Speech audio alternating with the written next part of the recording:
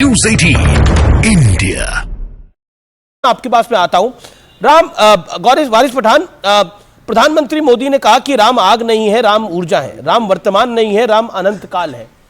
देखिए, सबके बिलीव्स अलग हो सकते हैं, लेकिन कहीं ना कहीं समन्वय बनाने की आवश्यकता होती है। क्या आपको लगता नहीं है कि अब जब राम मंदिर का निर्माण हो गया है तो समन्वय बनाने की आवश्यकता है, समझदारी भरे बयान आने चाहिए।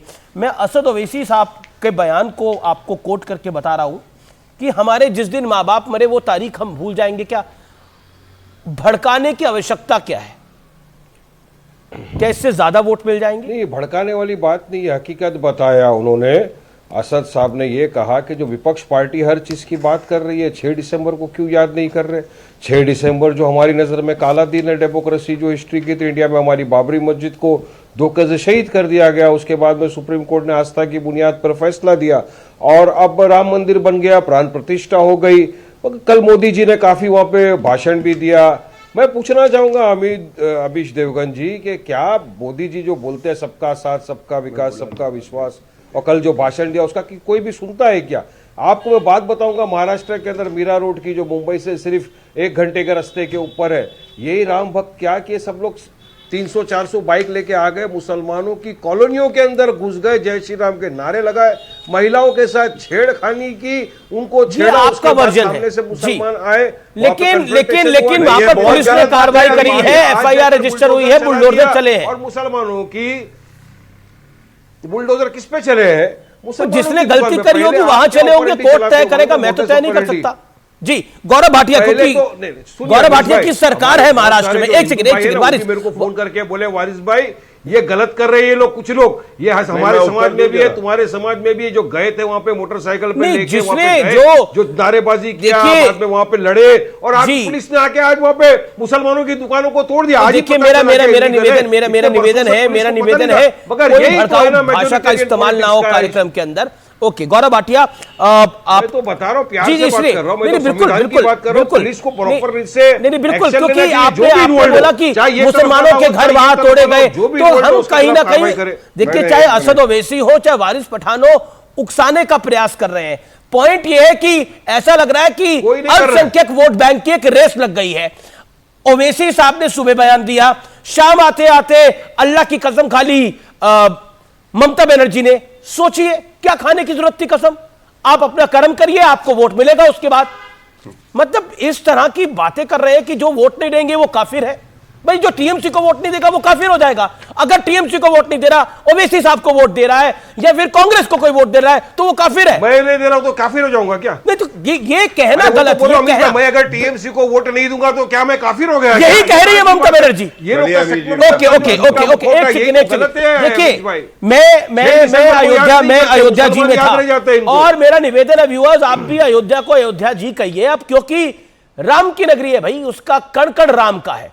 और मैं आता हूं गौरव भाटिया, जो बात कह रहे हैं वारिस पठान, आपका शासन है क्योंकि महाराष्ट्र में आपके मुख्यमंत्री हैं, उप मुख्यमंत्री हैं, बड़ा आरोप है, उसका जवाब। मैं वारिस भाई की बात को सुन रहा था। हम सब जानते हैं हमारा भाई कन्हैया मारा गया, उसका सर जो है तन से जुदा कर दिया। तो अगर आपके चैनल पे मैं आके कहूं कि सारे मुसलमानों ने ऐसा किया, तो क्या वारिस भैया को अच्छा लगेगा? मैं कहूं कि वारिस पठान भी सर तन से जुदा कर देते हैं। वारिस भाई को एक बात समझनी होगी, ये जो भड़काना है, लड़ाना है ना, ये बंद करो, अब जहर उगलना बंद करो। इसलिए कह रहा हूं, आपने कहा सारे राम भक्तों ने ये किया, हमारी जो बहनें उनको छेड़ा। अरे, आतंकवादी का तो तुम ढूंढते हो। कुछ लोगों ने कहा अगर कोई अपराधी है तो वो, मैंने कहा आपने ये नहीं, हर समाज में कुछ लोग ऐसे होते हैं जिन्होंने ये किया। नहीं अमीर जी, ये गलत बात है, इनको शांत कराइए। शांत एक गौरव भाटिया, आपकी 40 सेकंड बचे हुए, मेक योर पॉइंट प्लीज। धन्यवाद। देखिए, ये जो कह देना सभी राम भक्तों ने ऐसा किया, लड़कियां छेड़ी, ये राहुल गांधी की जो सोच है ना, लड़के छेड़ने मंदिर में जाते हैं, वैसे ही है। मैं एक बात जरूर कहूंगा, अपराधी का धर्म नहीं होता है। किसी ने अपराध किया है तो उसको सजा भी होगी, और पुलिस अपना काम कर रही है। लेकिन ओवैसी का ये कह देना जो उन्होंने आज कहा है, 6 दिसंबर के दिन को हम इसलिए नहीं भूल पाएंगे जैसे तुम्हारे बाप या मां की मौत को भूल सकते हो क्या? तो मैं कहना चाहता हूं, किसी का बाप और किसी की मां अगर गलत करे और वो दूसरों के मंदिरों को तोड़े, अगर वो गाली दे, भ्रष्टाचार करे, तो भैया ऐसी मां और बाप को तुम तो याद करोगे, लेकिन जो मोहल्ला होगा वो कहेगा कि ठीक ही हुआ है। सर्वोच्च न्यायालय का फैसला आया, ओवैसी जी क्यों नहीं मानते हैं? क्या कोई बताएगा मुझे क्यों ओवैसी जी ये भड़काऊ भाषण देते हैं? और जवाब वारिस पठान का जवाब ओके गौरव, एक पंख से कम है, लेकिन उसके बाद अरे भाई सर्वोच्च न्यायालय का फैसला, सर्वोच्च न्यायालय का जो फैसला आया वो तो आस्था की बुनियाद पे आया। सर्वोच्च न्यायालय ने तो उसमें भी ये भी कहा कि जो मस्जिद को डिमोलिश क्रिमिनल एक्ट था, तो उसमें बीजेपी दी गई अपील के अंदर फिर से सजा नहीं कराई। सर्वोच्च न्यायालय ने तो ये भी कहा कि वहां पे कोई टेंपल नहीं था, कोई प्रमाण नहीं मिले कि टेंपल को तोड़ के मस्जिद बनाई गई। अब मेरा टर्न, अमीश भाई इनको बंद कराइए, इनको रुकाइए अमीश भाई। गौरव रुकाइए, मैं कैसा खामोशी से सुन रहा था। और गौरव भाटिया आपने मेरी बात का जवाब ही नहीं दिया। मैंने ये नहीं कहा कि सब लोग ऐसे हैं, हर समाज में कुछ ऐसे तत्व होते हैं। आपने और कहा बड़ा दिन था हमारे भाइयों के लिए, इतने बड़े दिन आप मोटरसाइकिल लेके जाओगे, वहां पर जहां पर एक भी नॉन मुस्लिम नहीं है, मुसलमानों को जाओगे बस्ती में, नारे लगाओगे, कुछ महिलाओं को छेड़ोगे, उसके बाद महाराष्ट्र में पुलिस आपकी, सरकार आपकी, आए क्या बुलडोजर से उनकी दुकानों को तोड़ दोगे। ये कहाँ का इंसाफ है, ये कहाँ का न्याय है? आप अगर मारेंगे तो कोई सामने जाके सवाल भी नहीं करेगा क्या? सवाल करने के ऊपर सजा हमको, हाँ, और वहां पे कुछ नहीं। ये कौन का न्याय है? ठीक है गौरव का जवाब। और देखिए मेरा निवेदन है, मैं हमेशा कहता हूं, मोहल्ले किसी के नहीं होते, मोहल्ले किसी के नहीं होते, मोहल्ले सबके होते हैं। कोई मुस्लिम मोहल्ला नहीं है, कोई और मोहल्ला नहीं है, मोहल्ले तो सबके हैं। मैं आपको इसी बात सबके, कोई कहीं जाए, लोकतंत्र है इस देश में। सोसाइटी में घुस गए, जी लोकतंत्र है इस देश में। मिल्लत नगर फलाने का मोहल्ला है, ढमकाने का मोहल्ला है। एक युग मिल्लत नगर का सोसाइटी के गेट था पे चले गए मोहल्लों वाला, लेकिन अब ये युग नहीं है वो मोहल्लों वाला, अब ये युग है सर्वधर्म वाला। इसमें कोई किसी का मोहल्ला नहीं है, सबके सारे मोहल्ले जी। इन्होंने फिर से संविधान को तार-तार किया। मैं आपको बताता हूं, ये है मोहल्ला और हो हल्ला वाले, और हम हैं, पूरा देश हमारा है। और क्यों कहता हूं इन्होंने संविधान नहीं पढ़ा? याद करिए, तमिलनाडु सरकार ने जो प्राण प्रतिष्ठा का लाइव टेलीकास्ट होना था उस पर रोक लगाई थी। मालूम है, सर्वोच्च न्यायालय ने करारा थप्पड़ मारा स्टालिन को, और क्या कहा?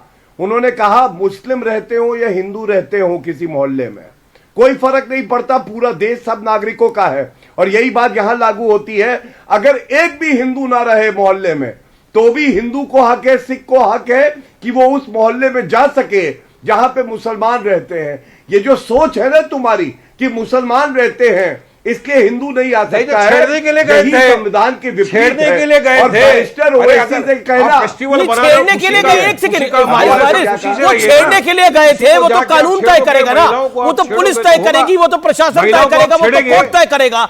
लेकिन वो छेड़ने के लिए गए थे, लेकिन मोहल्ला तो आपने एक तरफा बना दिया कि वो मोहल्ला ही मुसलमानों का था, वहां उनको जाने की जरूरत क्या थी? अरे पूरा देश सेलिब्रेट कर रहा था जी, दिए हर घर में थे, उनके चले गए अंदर। शर्म आनी चाहिए। रात को कोई जाता है किसी के घर पे, आपके घर पे कोई आएगा, आपके घर पे कोई आ जाएगा, रात को क्या करेंगे अमीश भाई? सवाल तो करेंगे ना भाई, यहाँ पे क्यों आए? अरे भाई मोहल्ले कैसे हो गए?